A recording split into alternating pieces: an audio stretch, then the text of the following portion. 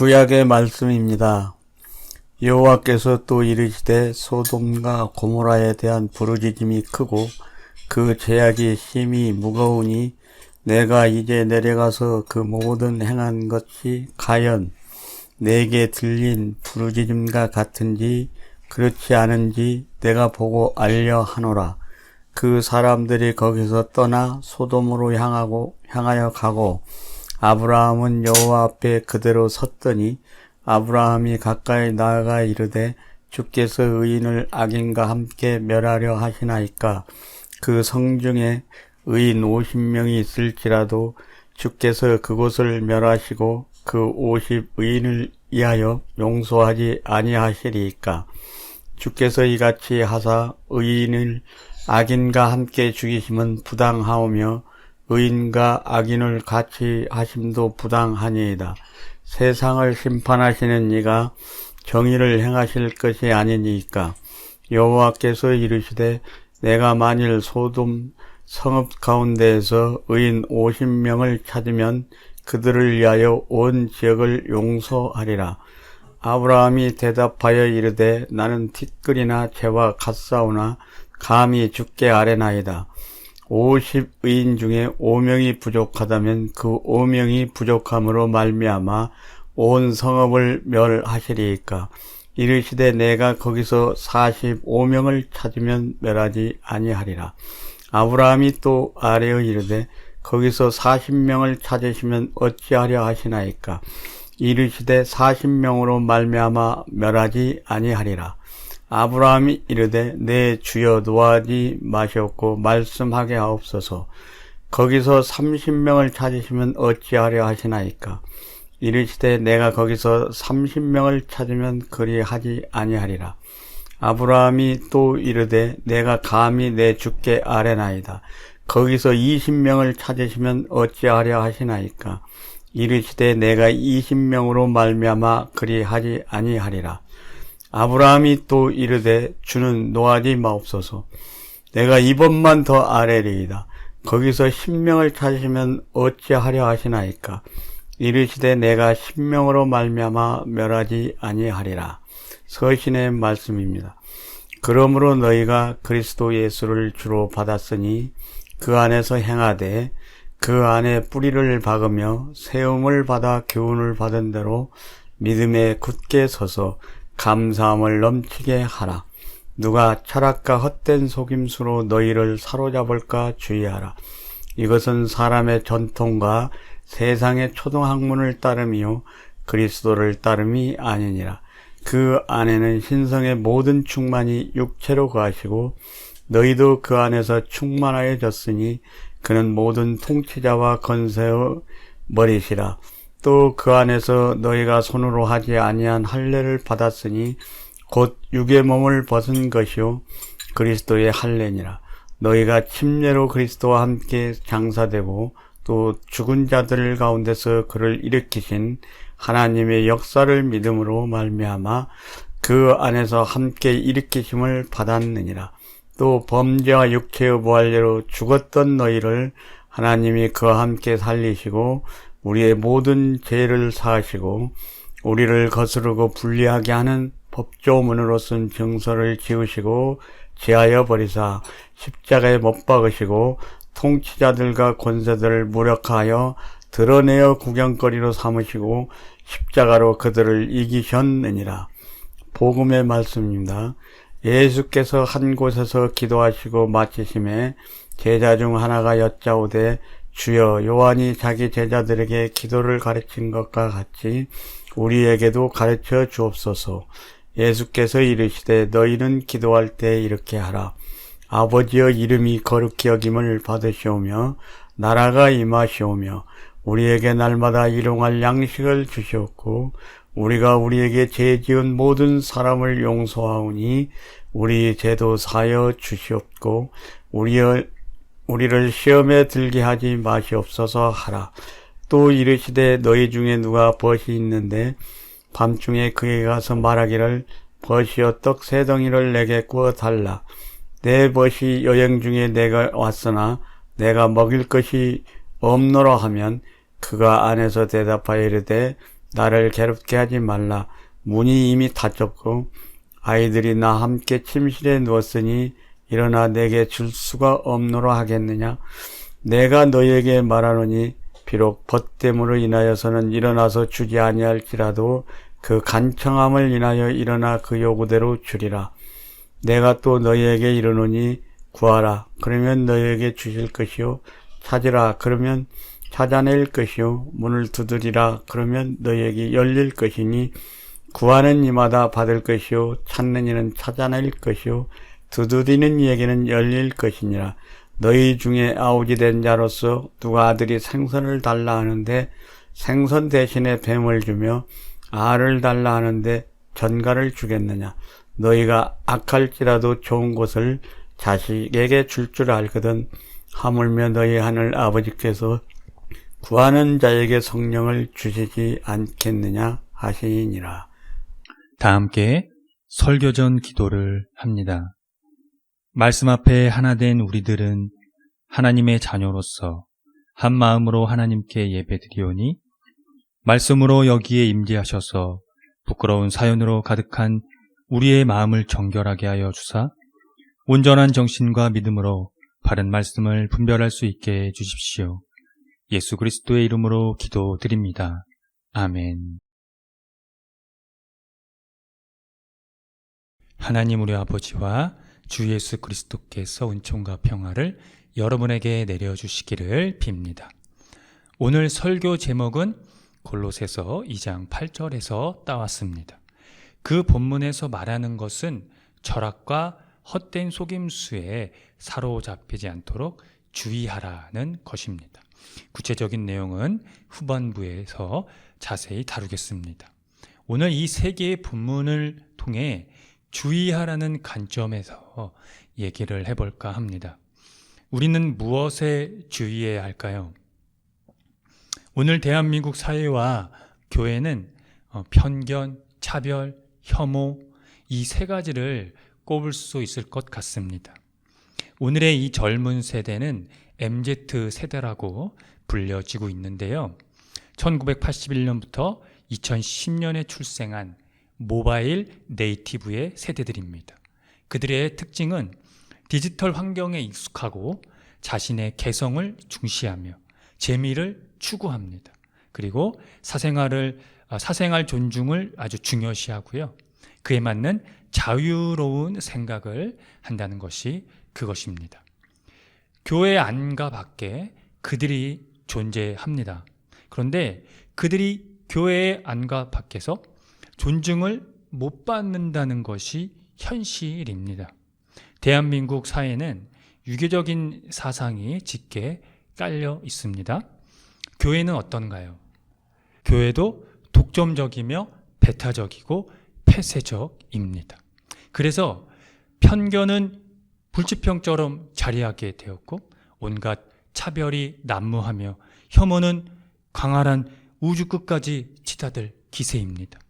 이해와 배려 그리고 용납과 이타가 강물처럼 춤을 춰야 할 교회가 어쩌다 편견과 차별과 혐오의 근원지가 되었을까요? 아마도 가장 먼저 드는 생각이 성서의 기록 때문이라고 꼽겠지요? 정말 여러분 성서라고 생각하시나요? 하나님이 차별과 혐오의 신이신가요? 예수께서 편견을 가지고 여러분 사람을 대하셨습니까? 그분이 창기와 세리 그리고 죄인들, 이 소외된 자들과 가난한 자들과 음식과 포도주를 함께 드신 건 잊으신 건 아니겠죠? 오늘 구약의 말씀은 엄청난 죄를 저지르고 있다는 소돔의 사태를 주님께서 조사하려는 본문입니다. 아브라함이 주님께 질문을 합니다. 주께서 의인을 악인과 함께 멸하려 하시나이까? 아브라함은 소돔으로부터 무죄한 자들을 구출해내거나 특별히 보존하는 데 관심을 두고 있는 것 같지가 않습니다. 그는 소돔 전체에 관심을 기울이고 있는 것을 볼 수가 있어요. 그 질문 자체가 이를 대변합니다. 그래서 아브라함은 하나님의 의의 개념을 새롭게 해석한다고 볼 수 있습니다. 그것도 마찬가지로 그 질문에서 비롯된다고 볼 수 있죠. 왜냐하면 하나님이 소돔하고도 상호 관계를 갖고 있다는 것이 그것입니다. 그래서 아브라함의 질문은 소돔 주민 대다수의 죄로 인해 소수의 무죄한 사람들까지 포함하는 하나님과의 상호 관계는 파괴되어야 하는가? 또는 이 무죄한 사람들 때문에 그 도시를 용서함으로써 소돔에 대한 하나님의 의를 나타내야 하는가에 있습니다. 과연 소돔에 대한 하나님의 판결은 무엇에 의해서 결정될까요? 다수의 악일까요? 아니면 소수의 무죄일까요?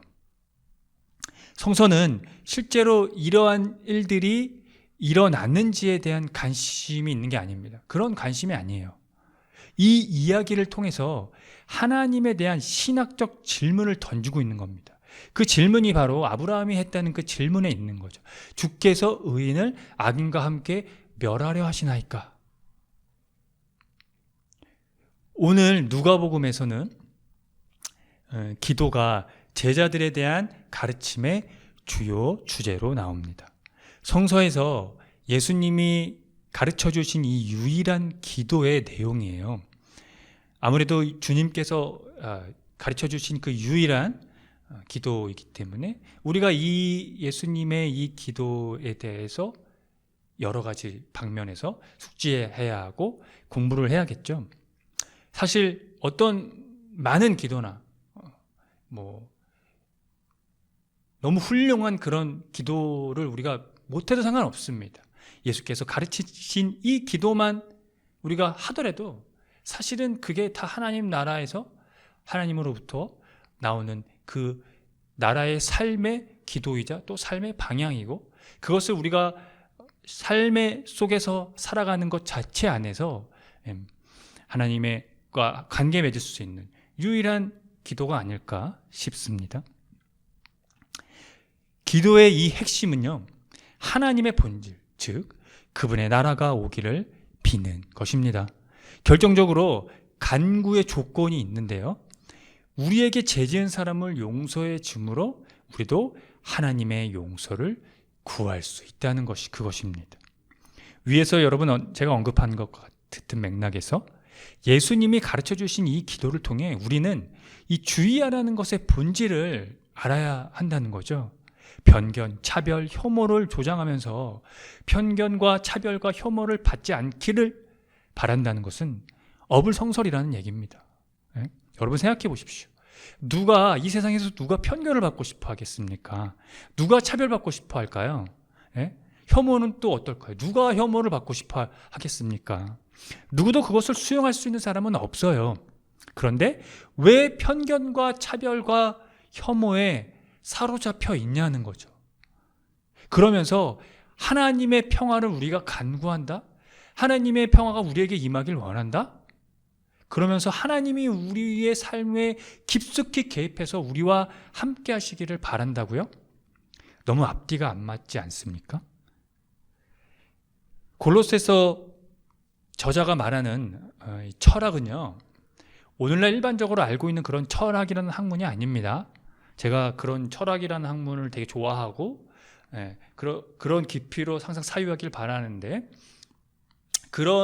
우리가 알고 있는 그런 철학이라는 학문이 아닙니다. 이것은요, 일부 사람들이 즐기는 헛된 철학인데요, 그것을 이 저자가 지금 폭로하고 있는 겁니다. 그게 뭐냐면, 그들이 그 헛된 철학을 즐기는 사람들이 이 유대적인 색채의 요소, 즉 할례, 음식, 규례, 절기, 준수, 그를 미신과 혼합해서 이 신적인 철학과 신적인 비밀로 이것을 가장하여 헛된 속임수로 이방인 그리스도인들을 유혹했습니다.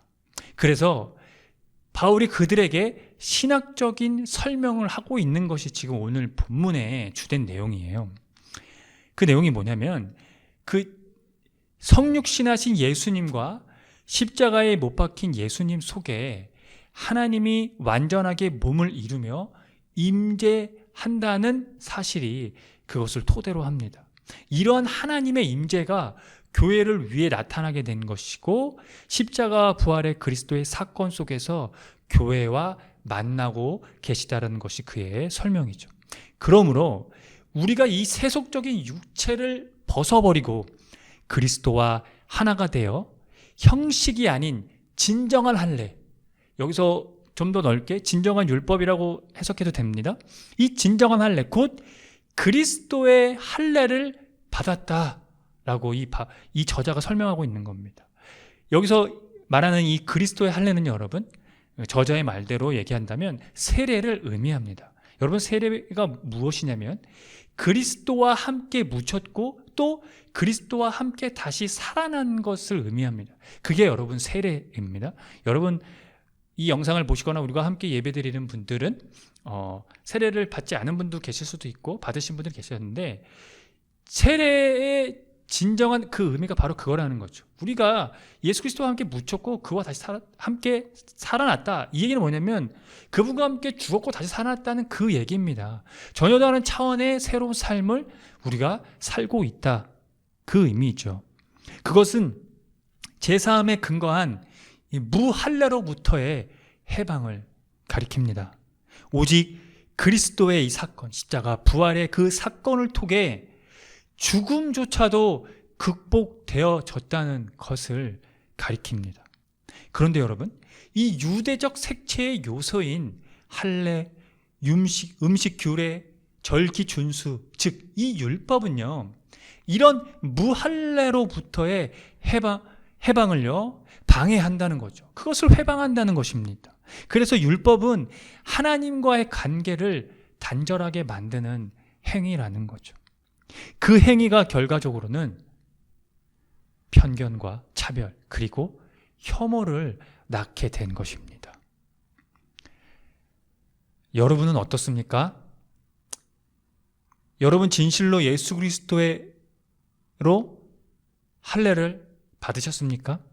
아니면 여전히 율법의 할례를 몸에 담으려고 몸부림치고 계십니까?